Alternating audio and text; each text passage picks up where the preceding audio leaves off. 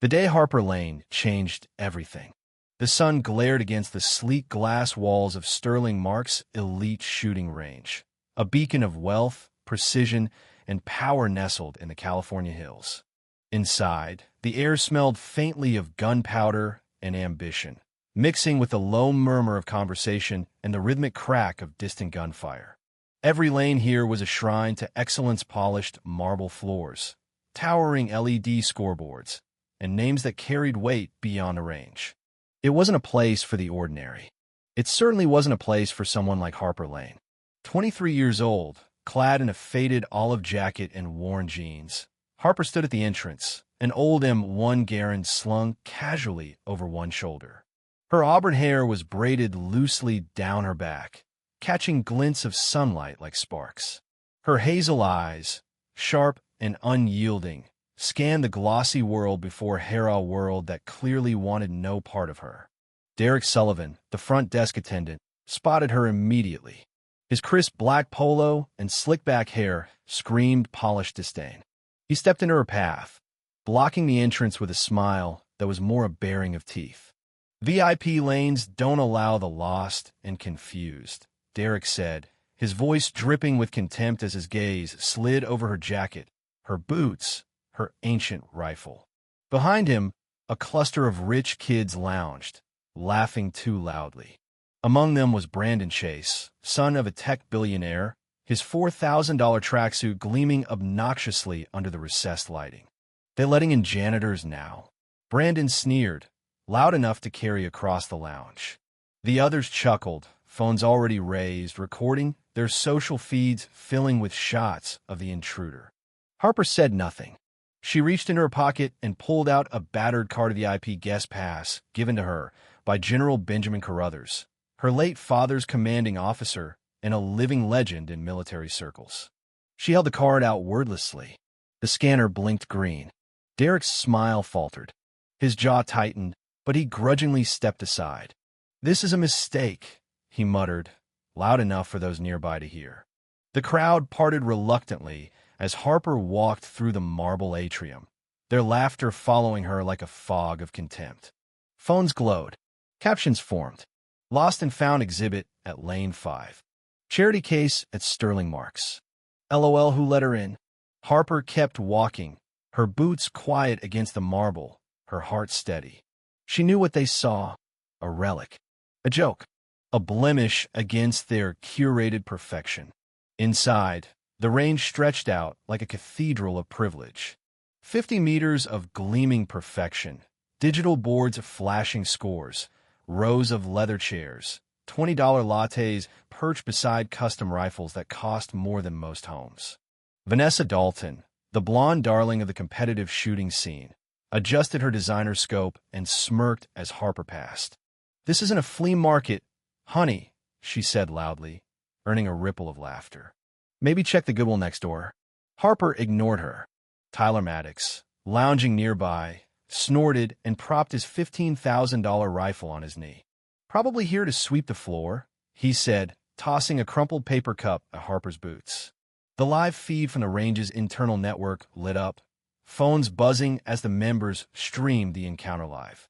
"Homeless girl tries to shoot." One caption read. "Watch the charity case flop." Another chimed in. Professor Meredith Vance, one of the instructors, her designer blazer immaculate, her diamond earrings glittering, stepped forward with a voice laced in false kindness. "This is highly irregular," she said, raising an eyebrow at Harper's rifle. "Sterling Marks holds certain standards.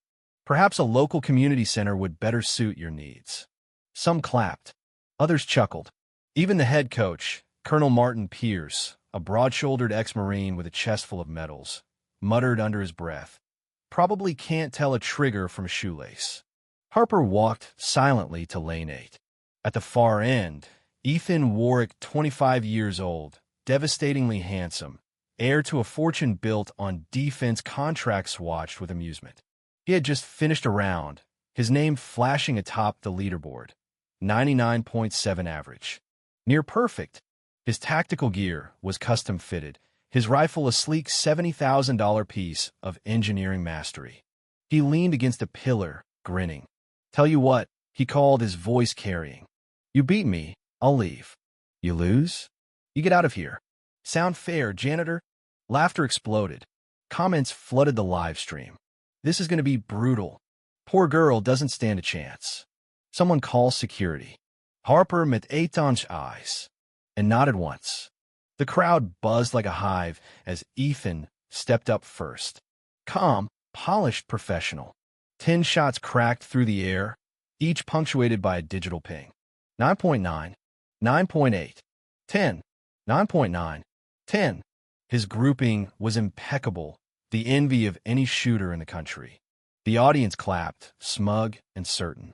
Good luck, thrift store, Ethan said as he passed her, his smirk razor sharp. Harper approached the line. The old M1 Garen rested against her shoulder like a second spine. Her breathing slowed, her hands steady as Stone loaded the clip with a practiced grace. She focused on the target 50 meters out, a tiny red dot in a sea of rings. She exhaled and fired. Ping. A murmur rippled through the crowd. Someone scoffed, fluke. Second shot. Ping. 10. The murmurs sharpened into stunned silence. Third shot. Ping. 10. The digital melody announcing a perfect series echoed through the vast chamber. The instructors stopped moving. Even the coffee machines behind the lounge seemed to quiet. Harper kept shooting. Shot 410. Shot 510. Shot 610. Shot 710. Shot 810. Shot 910. Shot 1010.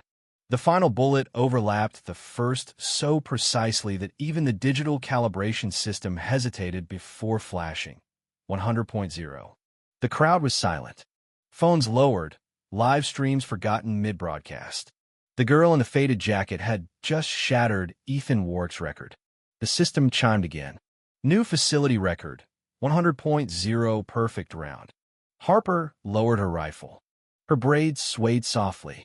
She turned, her hazel eyes sweeping the stunned assembly. My father taught me to shoot when I was 6, she said, her voice low but clear. He wasn't a senator. He wasn't a CEO. He was a sniper. The best. He taught me that you don't need gold-plated gear to hit your mark. You need heart. The crowd, who minutes before had mocked her, now stood frozen, guilt and awe warring on their faces. Colonel Pierce, the hard-bitten Marine, stepped forward first. His hand slapped slowly against his thigh, a slow, deliberate clap. Others followed. Applause surged like a tidal wave. Derek, the receptionist who'd sneered at her, went pale. Professor Vance turned away, her face stiff. Vanessa Dalton slammed her expensive rifle into its case and stormed out, her modeling contract feeling suddenly fragile. Ethan stood rooted, his smirk gone, his face an open page of shock. He stepped forward slowly, voice cracking. I was wrong, he said simply. You're not just good. You're the best I've ever seen. Harper smiled, just faintly, and extended her hand. Ethan shook it, the weight of the moment clear on his face. General Tate, director of the range, appeared moments later, flanked by senior staff. His voice boomed across the silent hall. From today forward, Harper Lane's record is the new standard at Sterling Marks, he said. Skill not pedigree defines greatness here. He turned sharply toward Derek and Professor Vance. You are both suspended pending review. Gasps echoed. Phones began recording again, this time to celebrate, not mock. Harper's name was engraved digitally above the range. Harper Lane, 100.0 record holder. The girl in the faded jacket had conquered the unconquerable. And in the audience, amidst the clapping, Ethan watched her not with arrogance, but with something deeper, something real. Respect, admiration, maybe even the first tremors of love. And somewhere far away, in a quiet hospital room, Harper's mother wept with pride, clutching her phone as she replayed the moment her daughter changed the world. Forever.